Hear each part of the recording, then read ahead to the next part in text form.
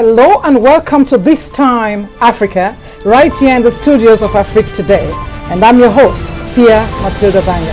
As you know, This Time Africa showcases African men, African women, our culture, but we also talk to politicians. We also engage our emerging leaders, and we talk to businessmen and women. But you know, as always, there's a question I always ask: what's on this time?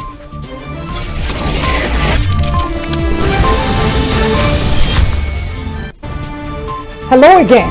You know, This Time Africa, we move from one country to the other. And today we're right here in the United States of America, where I'm speaking to Councilmember Will Jawando. Welcome to the show, Will. Good to be with you. Thanks for having me on. Thank you. It's so great to have you. So great to have you. We're going to talk about some little things, politics, and some things about yourself. But you know, every now and then, people make history and people break barriers. And some of the barriers that people break will be among being the first, being the youngest, being the first female or the first male. But today, I'm here because you're the first Nigerian American to be elected as council member for Montgomery County in Maryland. Congratulations again. Thank you very much. So that's very inspiring. But I want you to first of all tell us and the viewers, because you grew up in Silver Spring, what's the inspiration that brought you into government? To serve your people, what caused you to be involved? Sure. Well, first, thank you for having me. It's good You're to welcome. be on. You're And, you know, I often talked about it on the campaign trail. You know, I grew up here, and like many people, like a third of the people who call Montgomery County home, I have a parent that was born in another country.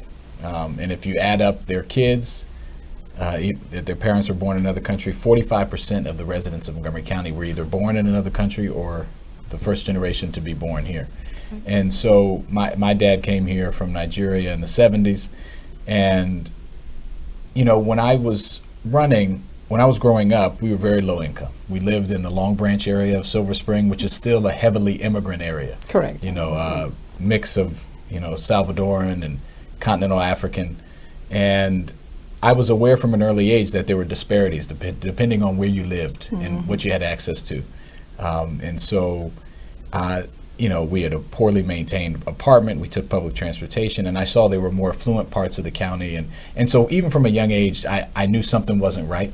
Really culminated for me when I was in high school. I ended up losing one of my best friends, also the son of an immigrant, an African immigrant, in an act of gun violence. And I remember like it was yesterday, sitting in the funeral and saying, how is he in a box and I'm in school? Wow. And I realized there were factors outside of his control, like after-school programs, access to after-school programs, access to adequate transportation, the fact that his mom worked 2 or 3 jobs and she couldn't be home around. So I really can trace it back really to, you know, 25 years ago, being a young kid and seeing disparities.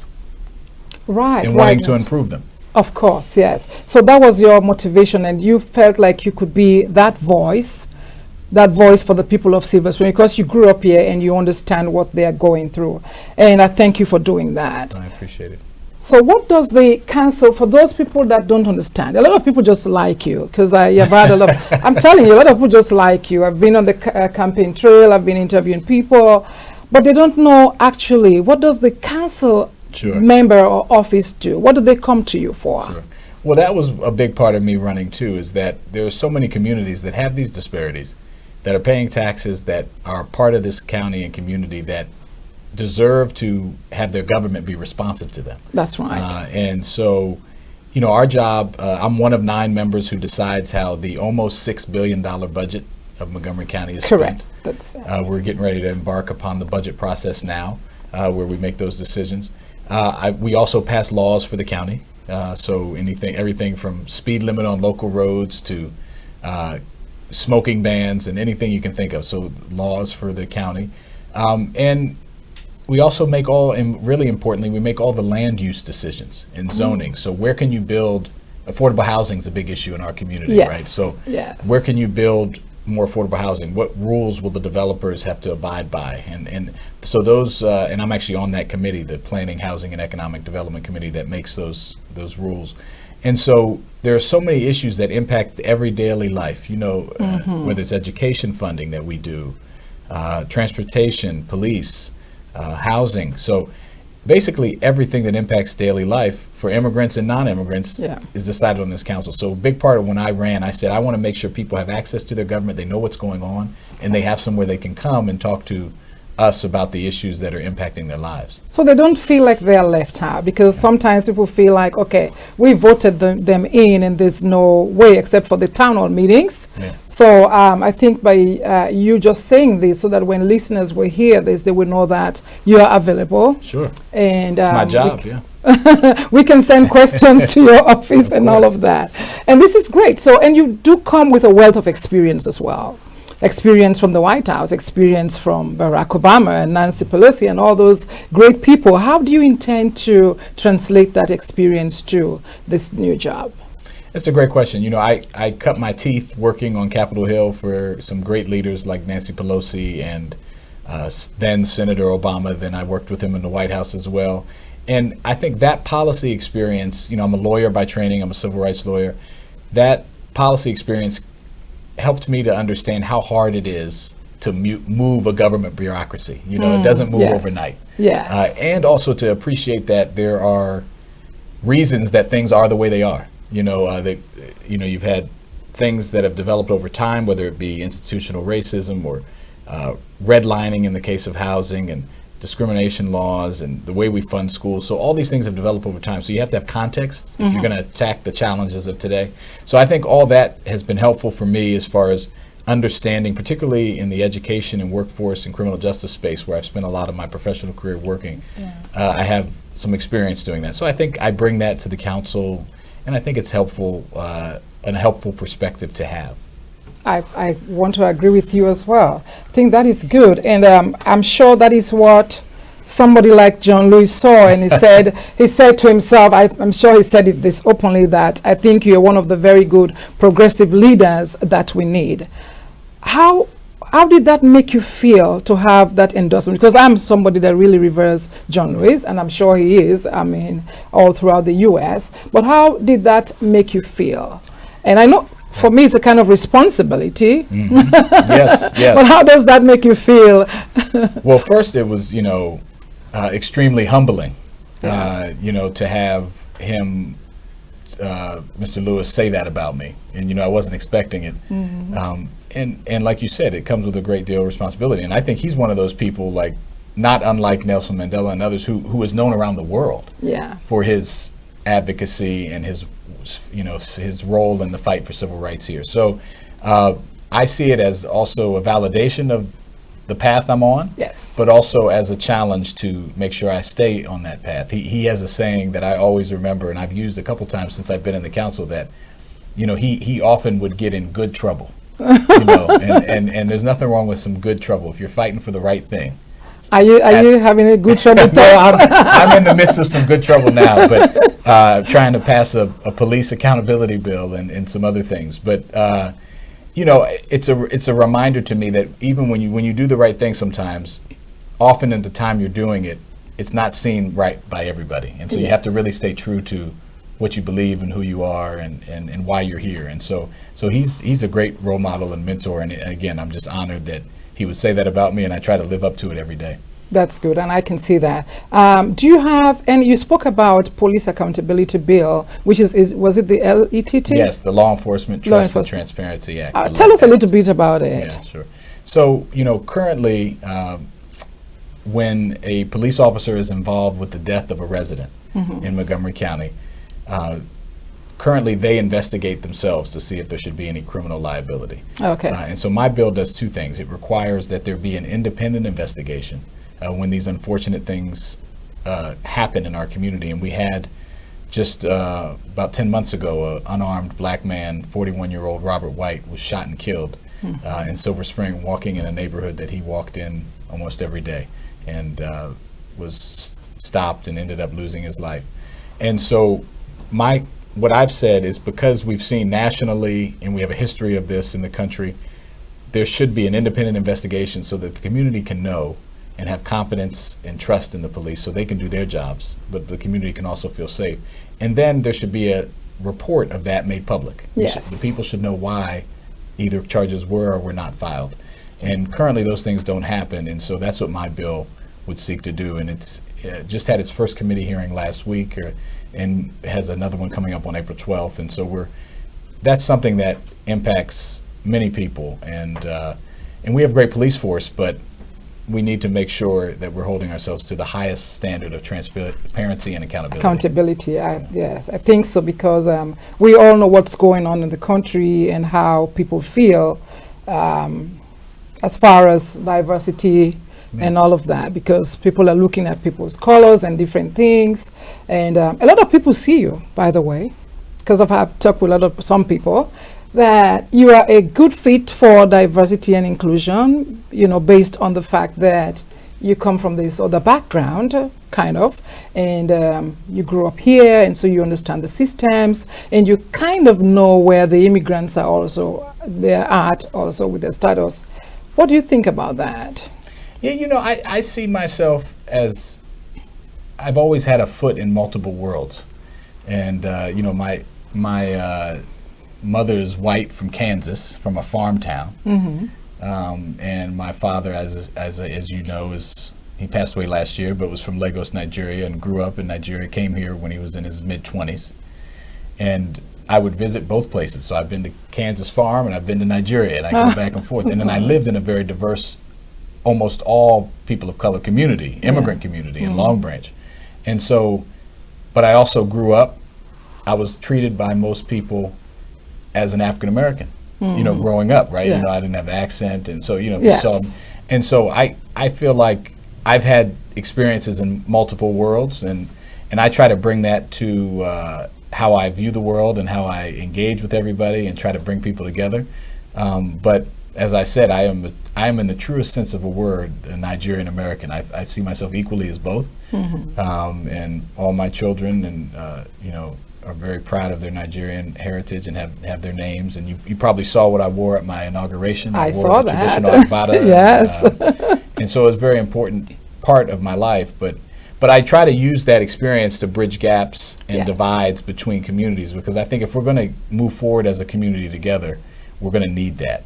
And so if people say that, I'm glad, because I try to do that. I know who I am, but I try to make sure I can see things from other people's perspectives with the ultimate goal of moving us all forward together. Because I don't think this game we're playing at the federal level is true with Trump, that if someone wins, the other people have to lose. No. I don't believe in that. I think America is abundant enough that all of us can do well. I agree with you.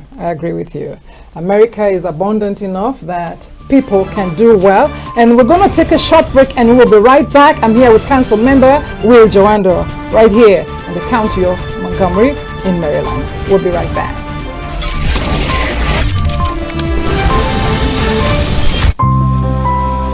Hopefully you can see.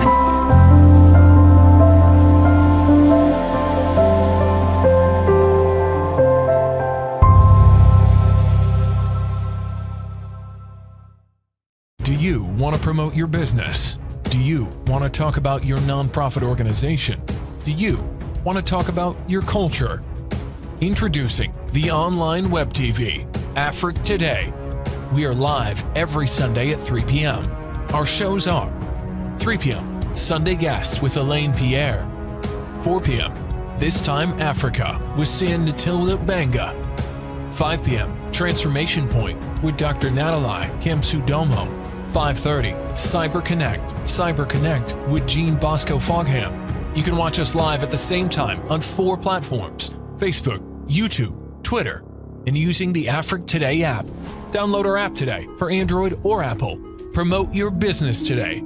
For more information, go to www.afriquetoday.com. AfriqueToday, the best of digital TV.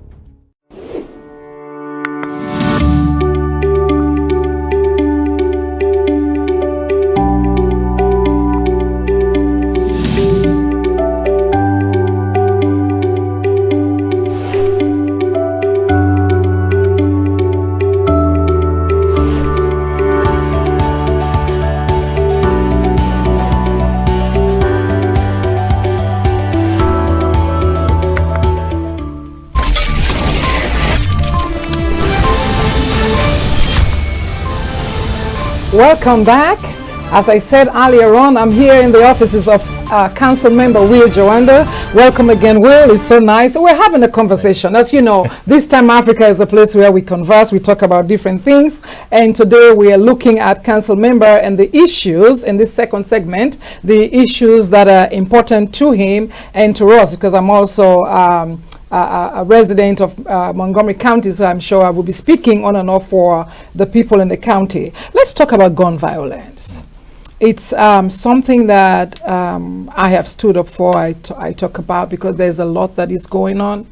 And I am sure that you losing your friend to senseless gun violence must have inspired you even to be in that committee of the LETT. How do you intend to tackle, in your own way, your little way, how do you intend to tackle gun violence in the county? Well, as you know, it's a national problem. Yes. Everything from mass shootings at places of worship and schools. Yeah. But it's been a problem in inner cities and other places for a long time too. I think we have to tackle and be honest about both of those things. We can't just be upset when it's a mass shooting. We have to be upset when someone gets shot in an inner city or police officers involved in the shooting too. That's so right. We need to treat all those forms of gun violence and say that none of them are okay. And ultimately, we're going to need change at the federal level. You're going to need legislation that does universal background checks, common sense gun regulation. Yes. We passed a very good law here in Maryland a few years ago to require someone to actually have training and more of like a license before they get a gun. And prior to that, it was very easy. Okay. But you can't really, if you can just go to Virginia and get a gun and walk across the line, it doesn't really help. There's more guns than people in the U.S. Over 300 million. And so we're not going to eliminate guns, but what we can do is keep them out of the hands of people who shouldn't have them. And those are people who have serious mental health issues, who have committed violent crimes, who are on terrorist watch lists. That's why we need these background checks. So those are federal efforts, but I think we can do what we should do more here on the county level and use our bully pulpit and say that pressure our federal partners, both of who are good on this, our senators and our Congress people are good on this issue, but to work hard to make sure that they pass laws at the federal level that help us, because we really don't have the ability to regulate guns here in the county. We can obviously enforce our laws, but that's only going to be getting the back end of the problem. We really need to stop it on the front end. And I think the other thing we can do is invest in the things that we know that keep people productive. Deter them. Invest in rehabilitation, invest in education, invest in economic opportunity for people that are going to lessen the instance of these chances. But ultimately, we need federal action, and that's what I'm going to use my voice to do and work with my colleagues to make sure that we push, because these are just senseless. The fact that I lost my friend and it just keeps happening over and over again in so many instances, it's just not right. No basis at all for that. And that is it's so crucial, because a lot of people are looking and saying, okay, when do we bring this change? When do we begin to see the number of deaths minimized, or how do we deter those people from getting access to guns like that? Because that's the one thing everybody asks, how did he get it? How did he get it? So what do we do as citizens? What do we do as citizens of Montgomery County or Maryland?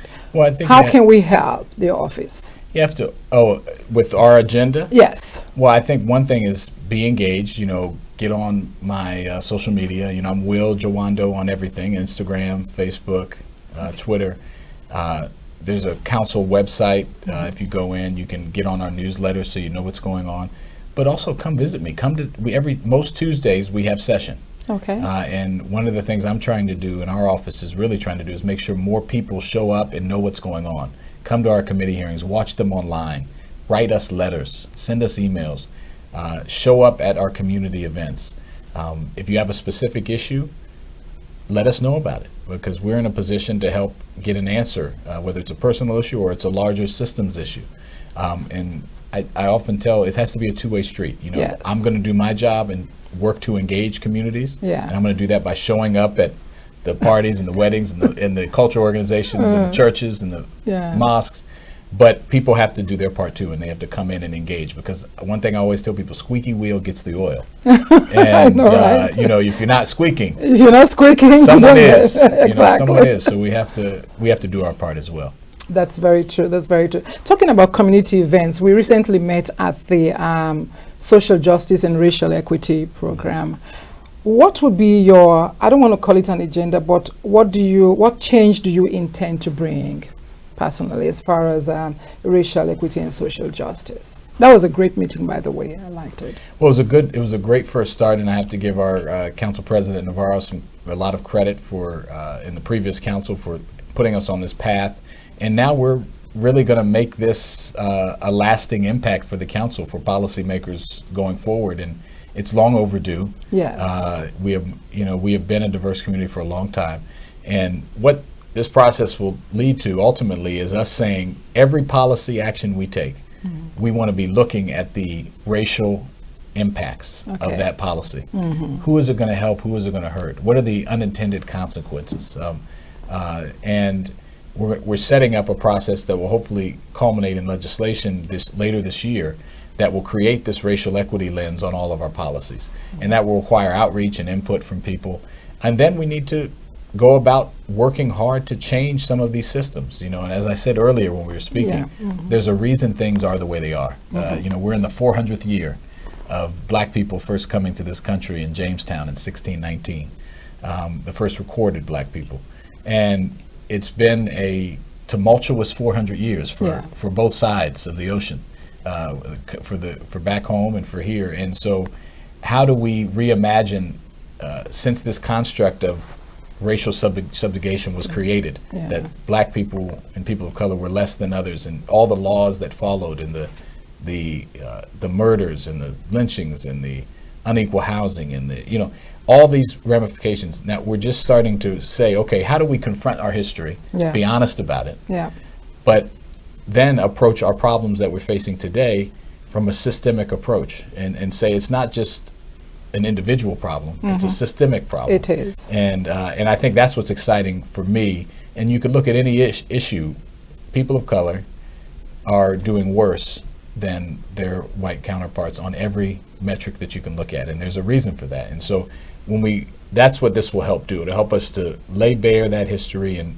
confront it head on, and say, how do we change our policies and our systems that either intentionally or unintentionally are helping exacerbate those things. And so that's what this is about.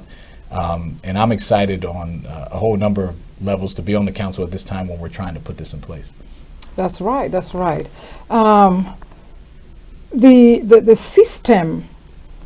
I spoke to somebody the other day, and he was saying to me, even though there is a system, but we have to understand that race is going nowhere. That's right. Race, and until whether white or black or brown, we get that we are going nowhere. And blacks or colored, as you may call it, are educated. They're doing their best in their areas that they want to be, and so they're giving opportunities and they're moving ahead. Race is going nowhere. I just wanted to put it there. Like, it's going nowhere, so we just have to. Nor should it. We just have to accept that and accommodate each other, that we are all going to stay here. Well, I want to ask you a personal question, though, something that affects me. Paycheck Fairness Act for gender. What are your thoughts on that? Oh, well, I was so honored when I worked for President Obama in the White House. The first bill I got to work on was the Lilly Ledbetter Equal Pay Act, which allowed women who found out later that they were being discriminated against in pay and being paid less than their male counterparts, allowed them to still bring a right of action. We have done that here in the state, but we need to do more. I'm proud to be a co-sponsor of one of my colleagues' bill, Councilmember Glass, which will look at not allow people to ask about pay as a previous pay as a qualification for your future job, and what future would you be, and that's being used to discriminate against people. Yeah, exactly. But paycheck fairness, I worked on that when I was on the Hill and on Capitol Hill. We need that, and there's so many things we need to erase those gaps, because it's just like race. gender, we've had a history of discrimination in that, and I think in a lot of ways Montgomery County is still in the 1950s in some regards. You know, in that we base a lot of things on the fact that 50 years ago or so, only one person needed to work. You had and that's just not the case. The cost of living is too high. Women are primary breadwinners in many households. Oh yes, and so I am 1,000% in favor of paycheck fairness, as well as eliminating other forms of gender discrimination in the workplace. Thank you. Obviously, so sexual much. harassment which is a huge issue as well. Yes. Oh my God, you know, I could spend an hour talking to you because I am so overwhelmed by your knowledge, I must say. You're well versed, you're well knowledgeable, and I really truly appreciate it. Other than the issues we've touched on, because I know this is just a pre-interview, are there any other issues that your office is looking to address? Well, I appreciate you asking, and you'll have to have me back. One of the things I want to do is make sure that the great abundance that we have here in the county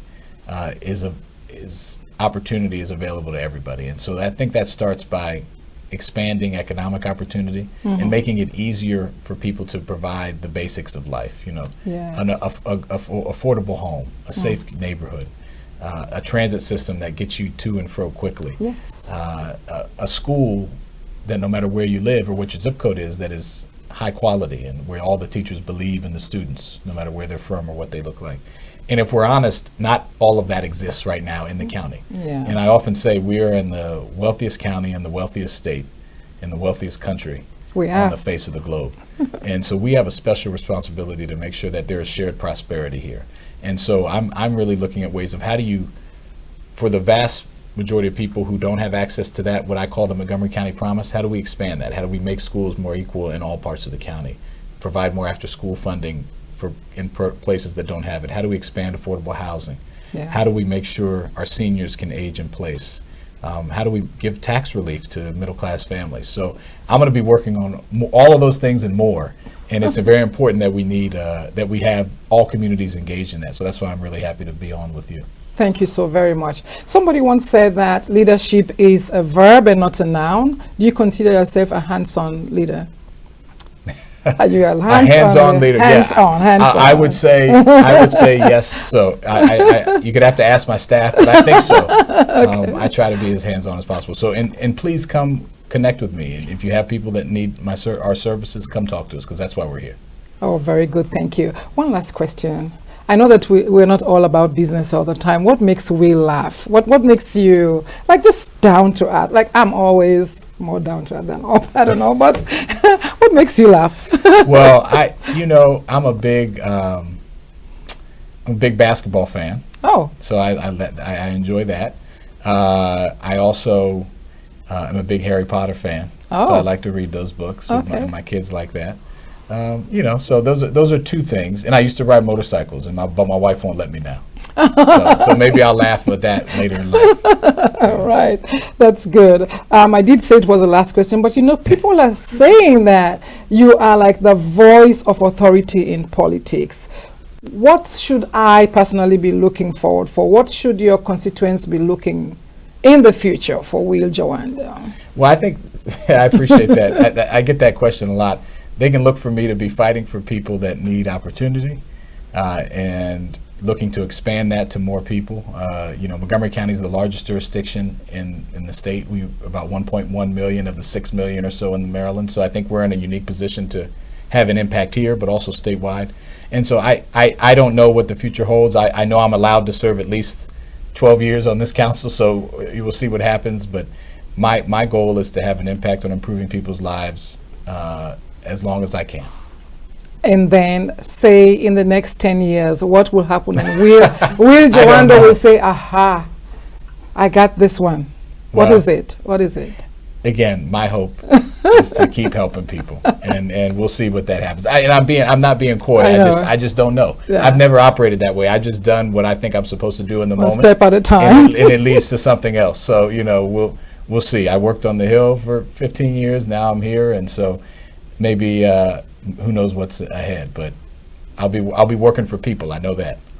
All right, one last word to your viewers. What do you want to say to people? I just want to say thank you all for tuning in. Again, please visit our website and my social media, Will Jawando, at Will Jawando on Instagram, Facebook, and Twitter.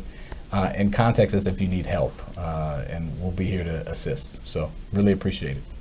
Thank you very much. And so this has been a great time with Councilmember Will Jawando right here in the studios of AfriqueToday.